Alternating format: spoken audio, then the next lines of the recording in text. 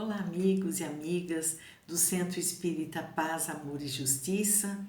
Hoje nós vamos conversar um pouquinho sobre uma lição do livro Fonte Viva. O Espírito Emmanuel nos traz uma página intitulada Linguagem. E antes de entrarmos propriamente na lição, eu gostaria de trazer um pouquinho sobre ciência. Porque para que nós possamos entender a linguagem a que nós usamos, os efeitos da linguagem sobre nós mesmos e sobre aqueles que estão à nossa volta, e darmos importância, valorizarmos o fato de podermos nos comunicarmos através da fala, é importante conhecermos a origem, quando ela surgiu, como ela surgiu, não a linguagem, mas a possibilidade de usarmos a linguagem como meio de comunicação. Então nós vamos buscar lá na pré-história. A fala dos humanos, ela é permitida por uma intrincada articulação entre o cérebro, a laringe, as cordas vocais e a nossa língua. E os elementos necessários para que a fala pudesse acontecer, esses elementos foram aparecendo ao longo da evolução dos hominídeos. Lembram lá na escola que nós estudamos os australopitecos, o Homo habilis, o Homo erecto, o Homo sapiens, depois o Homo sapiens sapiens, que somos nós hoje? Então, ao longo da evolução destes hominídeos é que foi surgindo os elementos necessários para o aparecimento da fala. Então, a posição bípede, ou seja, a posição sobre dois pés, fundamental para a liberação das mãos, para a liberação da boca dos hominídeos e permitir os processos fundamentais para o aparecimento da fala. O primeiro foi o uso das mãos para a construção de ferramentas, de objetos. As ferramentas rudimentares apareceram entre 2,5 milhões a 2 milhões de anos atrás, com o surgimento do Homo habilis. E tão importante quanto o desenvolvimento do cérebro e da inteligência foi o desenvolvimento do aparelho bucofaríngeo, boca e faringe. A maior parte dos cientistas acredita que o Homo habilis, mais principalmente o Homo erectus, possuía já algum tipo de vocalização rudimentar. O base crânio arqueado, né? A postura arqueada dos humanos modernos, que é essencial à fala, liberando esta região, começou a aparecer na espécie dos hominídeos cerca de 2 milhões de anos atrás. E ele já poderia produzir certas vogais como U, A, E, I. Então, o que nós percebemos aqui é que se coloca o início da fala com o homem de Neandertal e que surgiu há cerca de 500 mil anos atrás. Ele povoou partes da Europa, partes da Ásia e está extinto há aproximadamente 30 mil anos. Interessante nós sabermos tudo isso para percebermos que houve uma adaptação do organismo humano para que nós pudéssemos ter um instrumento da fala. Mas para que a gente aprenda a valorizar esta conquista permitida pela espiritualidade, por Deus, eu trago para vocês uma fábula, a fábula de Esopo. O título dessa fábula é A Maior Virtude da Terra. Então conta-se que Esopo estava junto com o seu amo, e o amigo do seu amo discutindo um determinado assunto. E ele, ouvindo, disse assim: tenho a mais absoluta certeza de que a maior virtude da terra está à venda nos mercados. E aí perguntaram: como assim? Perguntou o seu amo. Tem certeza do que você está falando, Esopo? Como podes afirmar tal coisa? E ele então responde ao amo: não só afirmo, como se meu amo permitir, irei até o mercado e trarei a maior virtude da terra. E com a devida autorização do amo, saiu e foi até o mercado e alguns minutos depois ele voltou carregando um pequeno pacote. E ao abrir o pacote, o seu amo e os seus amigos que lá se encontravam viram que existiam apenas pequenos pedaços de língua. Enfurecido, ele então disse ao escravo que ele tinha uma oportunidade para explicar-se. E ele então responde: meu amo, eu não vos enganei. A língua é realmente a maior das virtudes. Com ela podemos consolar, podemos ensinar, podemos esclarecer, aliviar e conduzir. Pela língua, os ensinos dos filósofos são divulgados, os conceitos religiosos são espalhados, as obras dos poetas se tornam conhecidas de todos.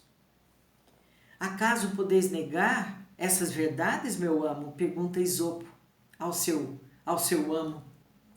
Então, o amo retruca dizendo a ele: bom, já que você é tão desembaraçado, que tal você me trazer agora o pior vício do mundo? E ele responde: é perfeitamente possível, senhor. E com nova autorização, irei novamente ao mercado e de lá trarei o pior vício da terra. E saiu novamente, e dali a alguns minutos voltava com outro pacote semelhante ao primeiro, e que ao ser aberto, encontraram novamente pedaços de língua.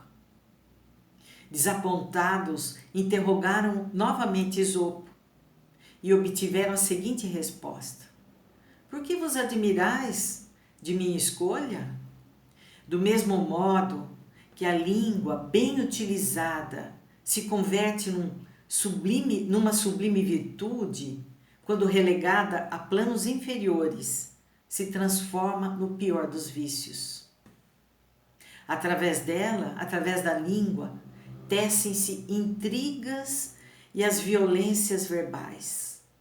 Através dela, as verdades mais santas, por ela mesma ensinadas, podem ser corrompidas e apresentadas como anedotas vulgares e sem sentido.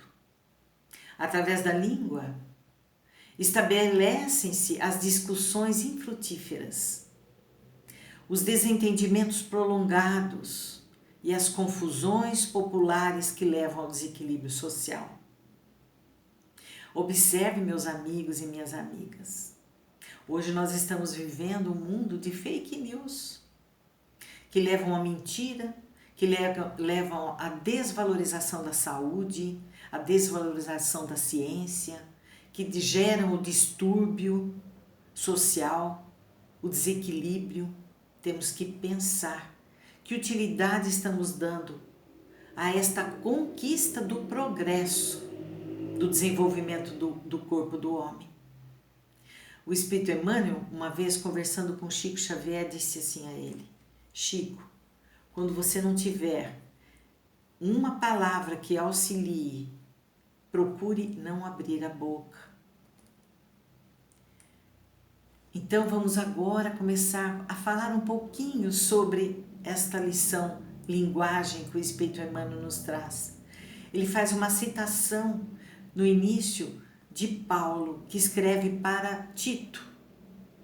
Ele diz assim: linguagem sã e irrepreensível, para que o adversário se envergonhe, não tendo nenhum mal que dizer de nós. E inicia a lição trazendo uma reflexão. Através da linguagem, o homem ajuda-se ou se desajuda. Ainda mesmo que o nosso íntimo permaneça nevoado de problemas, não é aconselhável que a nossa palavra se faça turva ou desequilibrada para os outros. Cada qual tem o seu enigma, traz a sua necessidade, a sua dor, e não é justo aumentar as aflições do vizinho com a carga de nossas inquietações. A exteriorização da queixa, diz Emmanuel, desencoraja. O verbo da aspereza vergasta, ou seja, bate. A observação do maldizente confunde. Pela nossa manifestação verbal mal conduzida para com os erros dos outros, quando nós fazemos críticas, fazemos fofocas, damos a nossa opinião sobre a conduta alheia, afastamos a verdade de nós. Pela nossa expressão verbalista menos enobrecida, repelimos a bênção do amor que nos encheria de contentamento de viver. Então ele nos recomenda assim: tenhamos a precisa coragem de eliminar por nós mesmos os raios de nossos sentimentos e desejos descontrolados.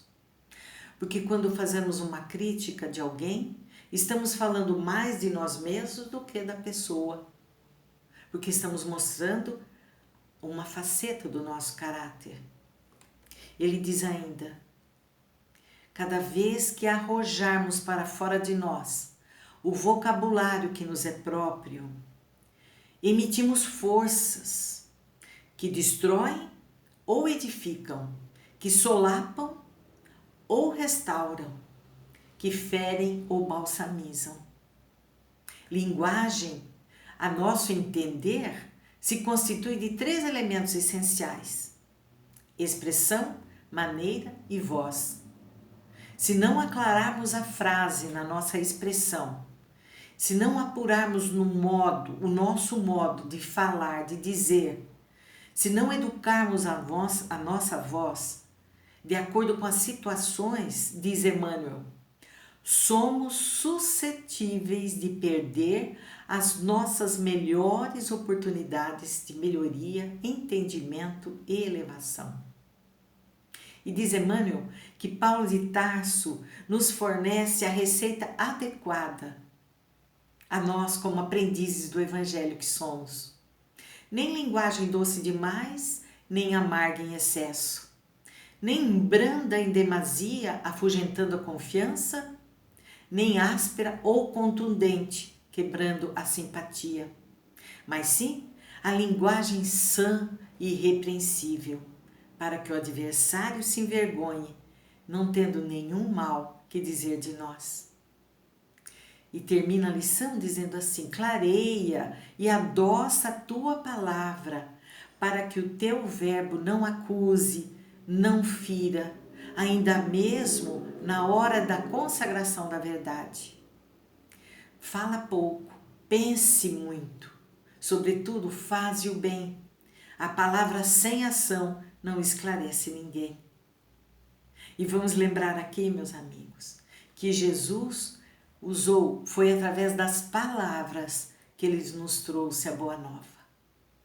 Vamos então valorizar este atributo que recebemos em todo o processo evolutivo, que é a nossa capacidade de falar.